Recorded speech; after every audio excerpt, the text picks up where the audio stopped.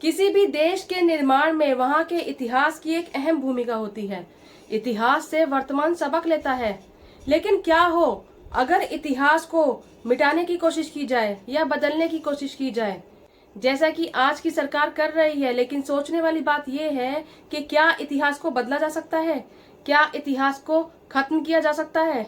आज इन्हीं सब के ऊपर चर्चा करेंगे। मेरे साथ अंत तक जुड़े रहिएगा। चलिए अपनी वीडियो को आगे बढ़ाते हैं।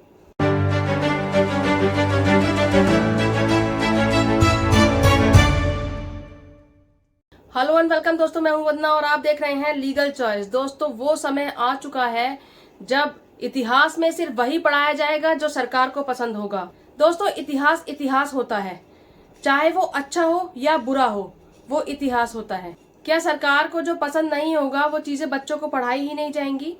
क्या बच्चों की किताबें भी भारतीय जनता पार्टी की विचारधारा के हिसाब से सेट की जाएंगी? जी हाँ, क्लास 6 से 12 तक की एनसीईआरटी की किताबों में बहुत सारे बदलाव किए गए हैं। वो चीजें किताबों में से हटा दी गई हैं जो कि भारतीय जनता पार्टी की विचारधारा से मेल नहीं खाती हैं। अब समाज को सिर्फ एक तरफा ज्ञान दिया जाएगा और एक तरफा ज्ञान पाने के बाद जो मूर्खों का साम्राज्य बनेगा उसको विश्व गुरु बनाया जाएगा। एनसीईआरटी ने कहा कि बच्चों का बोझ कम करने के लिए ये बदलाव किए जा रहे हैं। जो पाठ्यक्रम हटाए जा रहे हैं वो इसलिए हटाए जा रहे हैं ताकि बच्चों के बोझ को कम किया जा सके।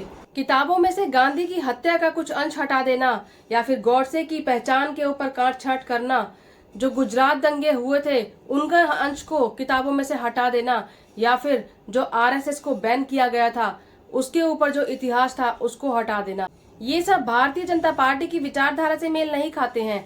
इसलिए इन सब को इतिहास के पन्नों से हटा दिया गया है। कक्षा 12 में एक चैप्टर है महात्मा गांधी का त्याग। उसमें ये बताया गया था कि किस तरीके से हिंदू मुस्लिम एकता के समर्थन में थे महात्मा गांधी और उनके विरोध करने वालों ने किस तरीके से उनको कई बार जान से मारने की कोशिश की। लेकिन इसको भी सिलेबस से आउट कर दिया गया, हटा दिया गया।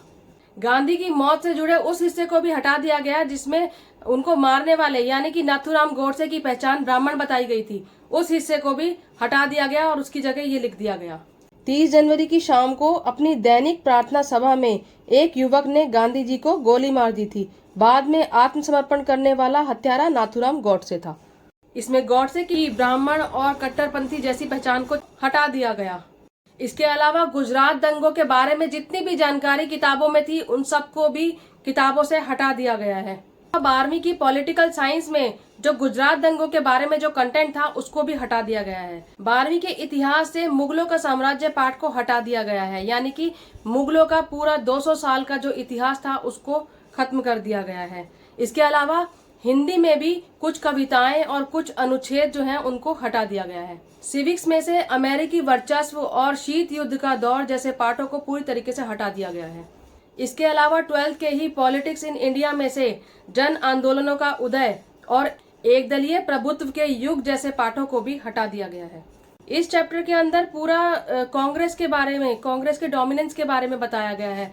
नेहरू के बारे में जिक्र है, कांग्रेस का वर्चस्व, नेहरू का जो रोल था, इन सब के बारे में बताया गया था। इस चैप्टर को भी हटा दिया गया है।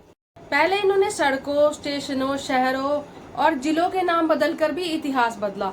इन्होंने स्टेडियम का नाम अपने नाम पर रखकर भी इतिहास बदला और अब ये बच्चों की किताबों से कुछ चैप्टर्स हटाकर भी इतिहास बदल रहे हैं। इसके अलावा 11th क्लास की थीम्स इन वर्ल्ड हिस्ट्री में से central Islamic lands, the clash of cultures और द इंडस्ट्रियल रेवोल्यूशन को भी हटा दिया गया था। द इंडस्ट्रियल रेवोल्यूशन जो कि बहुत ही इंपॉर्टेंट चैप्टर था। क्लास 10th की किताबों में से democracy and diversity, popular struggles and movements और चैलेंजेस ऑफ डेमोक्रेसी, तीनों को हटा दिया गया है। तो क्लास 10 के जो ये 3 चैप्टर्स हटाए गए हैं ये बहुत ही इम्पोर्टेंट, मोस्ट इम्पोर्टेंट चैप्टर्स थे जो हमारी जनरेशन को जरूर पढ़ने चाहिए। उनको पता होना चाहिए कि लोकतंत्र क्या चीज होती है, डेमोक्रेसी क्या होती है और उसके अलावा जो स्ट्रगल्स होते हैं वो कैसे होते हैं, मूवमेंट्स किस तरीके से होते हैं, प्रोटेस्ट करना क्या होता है, पता होना चाहिए। लेकिन आगे आने वाली जनरेशन इसको नहीं पढ़ सकेगी क्योंकि इनको सिलेबस से बाहर कर दिया गया है। 2 चैप्टर्स इसमें से डेमोक्रेसी के ऊपर है और आप जानते हैं कि डेमोक्रेसी की आज क्या हालत है, लोकतंत्र की क्या हालत है। आगे बच्चे इसको ना पढ़ पाए, ना समझ पाए और लोकतंत्र क्या होता है इसको ना जान पाए, ऐसा ही भविष्य के लिए तैयार किया जा रहा है और इन सब चीजों को किताबों में से हटा दिया जा रहा है। और एक चैप्टर है पॉपुलर स्ट्रगल्स एंड मूवमेंट्स। यानी कि जन आंदोलन कैसे हुए, किस तरीके से किए गए, कैसे प्रोटेस्ट हुए।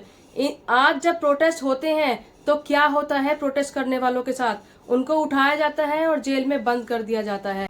तो जन आंदोलन जैसे चैप्टर्स को ही सिलेबस से हटा दिया गया है ताकि आगे आने वाली पीढ़ी ना इसको पढ़ सके और ना आने वाले समय में कभी कोई मूवमेंट कर सके, ना कोई आंदोलन कर सके। एनसीईआरटी ने कहा कि बच्चों का वजन कम करने के लिए ये बदलाव किए जा रहे हैं, लेकिन गांधी को मारने वाला गॉडसे ब्राह्मण और कट्टरपंथी था। क्या इन्हीं लाइन से वजन बढ़ रहा था? इन सब चीजों को सिलेबस से हटाने का मतलब समझ रहे हैं आप? क्रोनोलॉजी समझिए, पूरी की पूरी क्रोनोलॉजी साफ है, क्लियर है बिल्कुल। कोई भी समझदार जो दिमाग से सोचने वाला इंसान होगा, जो कि अंधभक्त नहीं होगा, वो बहुत ही आराम से इस बात को समझ सकता है कि इन चैप्टर्स को हटाने के पीछे और जो भारतीय जनता पार्टी की मानसिकता है उसके हिसाब से ऐसा क्यों किया जा रहा है। ना बच्चे इन सब चीजों को पढ़ेंगे और ना इन सब चीजों के लिए आगे आवाज उठा सकेंगे, क्योंकि जो पढ़ेंगे वही तो आगे बोलेंगे। इसके अलावा क्लास 7 की किताब में से भी दिल्ली सल्तनत और मुगल्स जैसे कि तुगलक, लोधी, खिलजी वगैरह के बारे में भी सिलेबस में से हटा दिया गया है। हुमायूं, शाहजहां, अकबर, बाबर, जहांगीर, औरंगजेब, इन सब की भी जो उपलब्धियां थी उन सब के बारे में भी सब हटा दिया गया है। सवाल मुगलों का इतिहास किताबों से हटाने का नहीं है, सवाल है इसके बहाने हिंदू और मुस्लिम की नफरत को बनाए रखने का। जो माहौल आजकल बना दिया गया है वहाँ आपको देखने को मिलेगा कि हिंदू और मुस्लिम के बीच में एक बहुत बड़ी दीवार खड़ी कर दी गई है।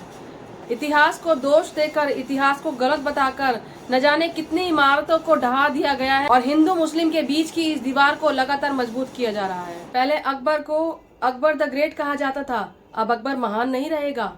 अब अगर टीचर बच्चों को हिस्ट्री पढ़ाएगा तो उनको ये पढ़ाएगा। बच्चों, महाराणा प्रताप हल्दी घाटी में बहुत वीरता से लड़े थे। किससे लड़े थे सर? अरे वीरता से। अरे नहीं, मतलब सर लड़े किससे थे? अच्छा, ओ तलवार से लड़े थे, तलवार से। अरे मतलब किसके खिलाफ लड़े थे? अरे जुल्म के खिलाफ लड़े थे भाई। वो किसी आदमी के खिलाफ लड़ाई की होगी ना? हाँ, लड़े थे उसके खिलाफ। उसके किसके? अरे उसी के यार। हाँ, पर उसका नाम क्या था सर? देखिए, ये सवाल सिलेबस के बाहर का है। ये जान लीजिए कि जिसने आगरा का लाल किला बनवाया था उसके ही खिलाफ लड़े थे। आगरा का लाल किला बनवाया था, है? तो बच्चों, अगला चैप्टर जो है वो कल से शुरू करेंगे, अमृतकाल और 2014 में आज़ादी के बाद। ये सुनकर अभी आपको हंसी आ रही होगी, लेकिन ये हंसने की बात नहीं है, ये बहुत ही सीरियस मैटर है। क्योंकि जब राजनीति बच्चों की किताबों और बस्तों में घुस जाए तो वो विनाश का कारण बनेगी। मुगलों के 200 साल के इतिहास को किताबों से हटाने से पहले ये सोचना चाहिए था कि जिस लाल किले पर पिछले 9 साल से प्रधानमंत्री तिरंगा फहरा रहे हैं, वो लाल किला भी मुगलों के द्वारा ही बनाया गया है। और सिर्फ लाल किला ही नहीं, दिल्ली में जहां नजर डालो वहीं ऐसी इमारतें आपको नजर आ जाएंगी जो सिर्फ मुगलों के द्वारा बनवाई गई हैं। क्या मुगलों को इतिहास से हटाकर इतिहास बदल पाएंगे? जी नहीं, इतिहास तो नहीं बदलेगा, लेकिन आने वाली जनरेशन में एक ऐसा प्रोडक्ट पैदा होगा जिसे हम अंधभक्त कहते हैं, जो कि एक तरफा ज्ञान से भरपूर होगा, जो सिर्फ एक ही पक्ष के बारे में जानता होगा और दूसरे पक्ष के बारे में उसे कुछ पता ही नहीं होगा। और जब दूसरे पक्ष के बारे में उसको कुछ बताया जाएगा तो वो उस पर कभी विश्वास भी नहीं करेगा, क्योंकि उसे पता ही नहीं है, उसने पढ़ा ही नहीं है, और उसके लिए फिर वो लड़ने मरने को तैयार हो जाएगा। जैसे कि आज के समय में भी आप देखते होंगे सोशल मीडिया पर जो व्हाट्सएप यूनिवर्सिटी से पढ़े हुए लोग हैं जो कि अंधभक्त हैं, वो सिर्फ अपना ही ज्ञान बांटते हैं। आप उनके सामने कोई भी लॉजिक रख लो, आप उनके सामने इतिहास का कोई पन्ना रख लो, वो कभी विश्वास नहीं करते, क्योंकि उनका ब्रेन वॉश्ड है।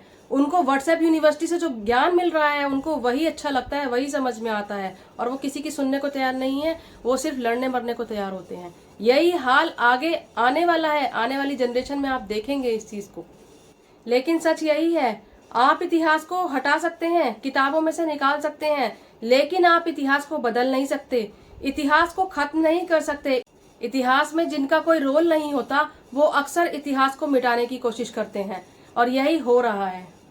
आपको क्या लगता है कि इतिहास में जो बदलाव हो रहा है क्या वो सही हो रहा है, या आपको लगता है कि ये सही नहीं है? आप क्या सोचते हैं मुझे कमेंट बॉक्स में जरूर बताइएगा। मेरी इस वीडियो को लाइक कीजिएगा, शेयर कीजिएगा और मेरे इस चैनल को सब्सक्राइब जरूर कीजिएगा। जय हिंद, जय भारत।